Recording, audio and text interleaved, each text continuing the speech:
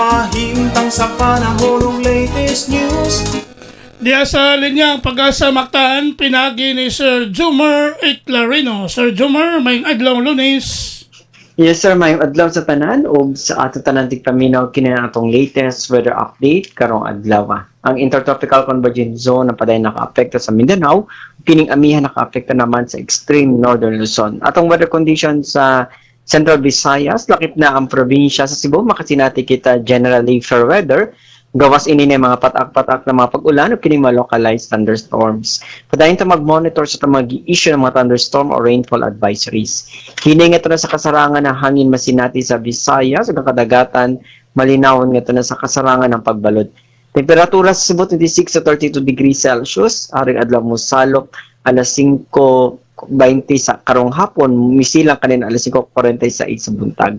Dagat mo tao alas 8:12 sa gabi, muhunas unya ala 1:32 sa hapon. Philippine Standard Time alas 6:05 sa buntag gikan diri sa Mactan, Pag-asa Visayas, DOST Jomar Eclarino. Salamat Sir Jomar, aming buntag sa Pag-asa Mactan. Okay, salamat. Good morning sa tanan. Okay, good morning.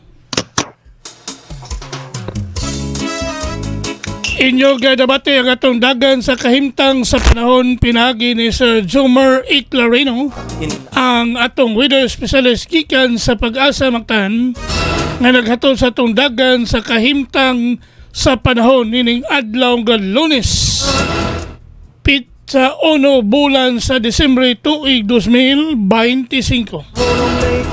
Salamat kayo ni Sir Jomar Eclarino og mayong buntag sa Pag-asa Mactan. Panautat o paminaw sa'yo sa kabuntagon.